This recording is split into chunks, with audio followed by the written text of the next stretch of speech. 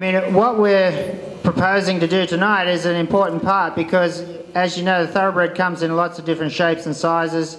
There's obviously been a lot more emphasis in the last, I'm going to say 15 years for more speed, and they don't, the races are not set for as long as they used to be or in the past, and so you have a lot of people breeding for a shorter distance kind of horse, and so they get a quicker return on their money and they mature a lot earlier. And so from my point of view, that smaller, tighter kind of thoroughbred is not as suitable to me or the event world as the bigger boned, looser moving, sort of older style thoroughbred. So that's sort of where I'm always after that horse there, because I think they have a bit more potential. As you all know, the thoroughbred horse has a little bit more blood, a little bit more excitement to it. So that's something to keep in mind in our sport today, especially if you go to an event like here at Kentucky, the Rolex event. Atmosphere plays a big part in the dressage and the show jumping, and so you need a horse that can settle and that you can, over time, you can train and really educate and make a bond with. But so the mind and how it reacts to your training is a very important part. As you know, a thoroughbred, one of the best attributes is it's a very forward-thinking animal, and so that's that helps us in our riding and our training. I think what we're all here to do is a great thing. I think the biggest thing that we could do from it is to be able to sift through the horses and start to get a feel for which ones may be suitable for us. As we know, it's very expensive to keep a horse, not just for money, but the time you put into it. So you want to try and put your time and your money into the right kind of horse so that you can get the most bang for your buck. So I will try to relay what I've learned over my 150 years or whatever I've been doing it for, and then Kevin can have his input as well. Yeah, so we have Kevin Keane here, who everybody sees around events all the time. He not only rides, but he manages to be everybody's vet, and obviously Phillip Dutton's vet as well. Anything you want to say about thoroughbreds real quick before we start looking at the horses? As Phillip just said, I think we all share, everyone, the same passion as all of you that have come here tonight. The thoroughbred is known for always being a trier, having big heart, and that's how they're described no matter what their size and shape is. And I think if a thoroughbred could be a good enough mover, a good enough jumper, and have the right temperament, this could sound controversial, but I think you'd find very few upper-level riders that wouldn't say, I'd like to be on that thoroughbred, as opposed to many other breeds. But obviously, having had often a previous career, as I understand all of these horses tonight that we're going to evaluate have had a previous career, at least in race training, if not race. And the horse was developed for the single discipline of racing, and so when we take them on as event horses, they're on their second career already. And sport horses have more been what we'd call a purpose-bred horse. Certain warm-blood breeds and so forth that have been selected for jumping, style, quality, scope, and movement. And so that's what we're hoping to do here tonight, is sort through these horses and hopefully, with Phillip's eye, pick what we think would be the most suitable in a specific discipline. So we're all thoroughbred lovers, and so we're right there with all of you, and let's try to have some fun doing this. Great. And thank you all for showing. Probably a bit of an amalgamation of being a person who loves horses and a veterinarian. But the first thing I see about him, which I have found through racing and also with eventing, it's easy to take a horse apart, say it has a sickle hock, a cow hock, this leg is crooked or whatever. But overall, I find if you look at the just complete balance of the horse, the whole horse is a picture. Many horses have faults and conformational faults, and they still contend very well in our sport of eventing. When I look at this horse, I see actually quite a beautiful balance What I like most about him is where the neck comes out of his trunk is set quite high, and I could imagine if this horse was round, he'd be in a good shape. I'm sure most of you have seen that when he stops, he goes quite over at the knee very easily. He almost even walks maybe slightly more evidently in his right front, stopping, and he becomes almost buckled forward at the knees. You know, you don't know the exact cause of that, but just, you know, I'll say some things that maybe I could be criticized for later, but you have to be willing to stick your neck out. I don't mind that one bit, actually. That has been shown in show jumpers over the years, and in many horses, that this would be not something that would put me off of a horse at all, as long as you didn't find that it was from a cause of unsoundness. I like what Anna said. He's only made $6,000 as a racehorse. What I look at that as very positive is he probably didn't run very fast, so he probably didn't hurt himself very much. So I look at that as being somewhat positive if you're looking for him to go on into another discipline. It's wonderful to have a Grade 1 stakes winner, but they've generally done a lot more in their life. So, you know, hopefully he hasn't used himself too hard. He also has a very beautiful long neck. And so the fact that he only raced that much, and he's quite a nicely built horse.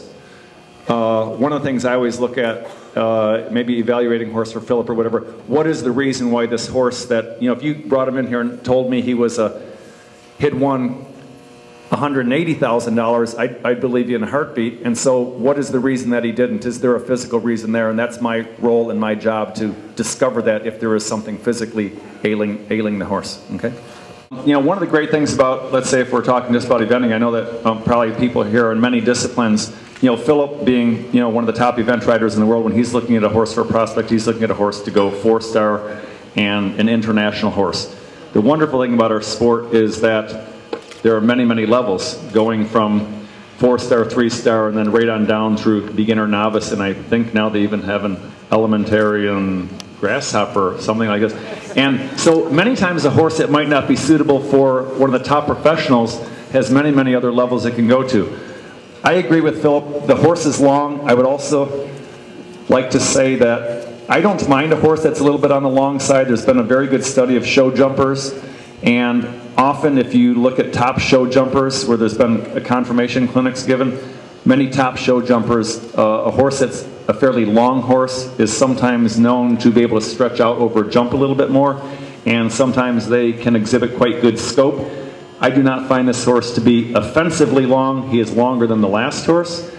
Also, many of you are familiar, just to make a veterinary comment, there's this condition people call colloquially kissing spine, you know, dorsal spinous compression. You realize that they all have the same number of vertebrae, except for Arabians, and a horse that is longer has more space in which to fit that same number of vertebrae. So when I look at a horse that has a longer back, and I think that they're trying to fit their dorsal spinous processes in there, I don't necessarily look at that as a negative, as long as the horse, you know, from my veterinary standpoint, has the other attributes that we're looking for. Sold as a 2-year-old at the OBS sales in Ocala for $95,000. He is unraced. This horse, every time they got him close to racing, something would come up, a little here, little something here, a little something there.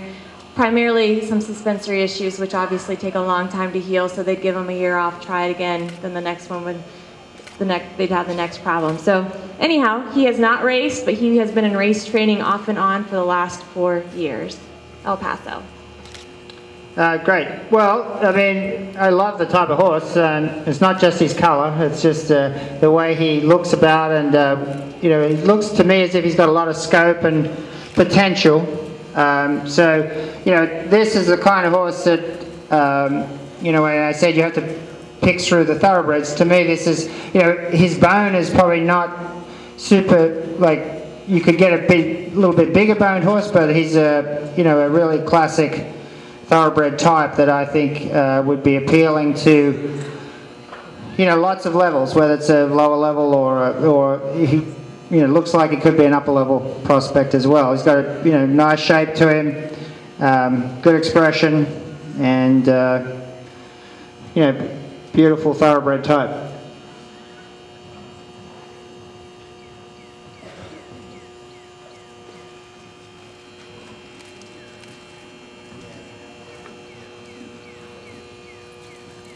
little unfair that we didn't get to see the other two trot, but well, exactly what Phillip just said. You know, you look at the horse, and he's just one of those that you go, wow. You know, he's not only does he have a beautiful hair coat and, you know, very healthy looking and so forth, he's kind of put together in the package of size, shape, frame, where the neck is set on the trunk and so forth.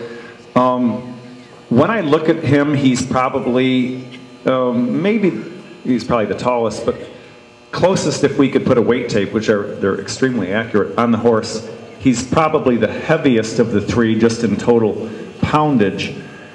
And then his, one of the things I look at, I had mentioned balance before, the overall balance of the horse. I call it their underpinnings. If you look at the horse just kind of from the knee down and the hock down, he's a bit finer. The chestnut horse first had a bit of bigger bone structure in his distal limbs in front and hind. And history is very, very important to us when we begin an exam on any animal, which we do a lot of. We always say, what's the history? Could you tell us what is the reason for which the animal's presenting? What is the complaint? Which in medical terms is what do you think is wrong with the horse? Why you would like us to examine him. You can see he's got some little maybe freeze fire marks or whatever on the inside of that one front. Basically, to me, a horse that was given a few years chance to race and has not made it in racing, to me is a pretty good question to look and see maybe why it didn't happen. Also, to me, when he walks, he has a fairly short step behind and doesn't step up very much underneath to the front feet, where the chestnut horse stepped under quite far. And so even though this has a little bit of a wow look, I'd probably want to look a little bit closer at him, and because he's such a beautiful type of horse. And then when he trots, he is a little bit on his toes, dancing behind. And so just medically, I'd want to evaluate all that pretty closely so we didn't get too overwhelmed by the first impression of the horse's beauty, which he is. She raced 29 times. Her last race was in 2009, and I believe shortly after her last race, she went over to Chris McCarron's school as well. So she's come to us, clean legs, we haven't had any issues with her. She's just starting to get used to being turned out and into a routine again when we're here in the arena. Obviously, she's not seen jumps before. And it's a shiny penny. So probably, you know, I'd put her in the sort of mid-range of all of them. She probably doesn't, you know, obviously a lot would depend on how she rides and how easy she is to connect and go together. I mean, she's a nice type without, you know, having the wow factor. She's sort of got a nice swing to her the way she moves. So, you know, I certainly wouldn't discount her, but it'd come down to, you know, how she feels when you ride and what kind of balance she has under saddle. A horse that's run 29 times, one of the first things I think about it is this horse has some very good musculoskeletal integrity.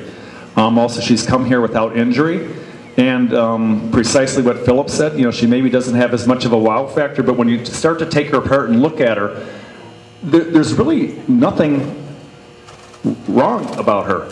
So to me, with a horse like that, she's probably given a good, you know, testimony of her own soundness, and so then probably it would come out to be how well does she ride, how trainable is she. She's obviously a little more keyed up than the others, but she's newer to this, and she also has a look of quite a lot of power about her. One of the things that we can't see in here because we're in sand and we don't really have enough time is you know, quality of a horse's foot. And as most of us know, many thoroughbreds have thinner walled feet and thinner soled feet than some you know, pure horses bred for sport.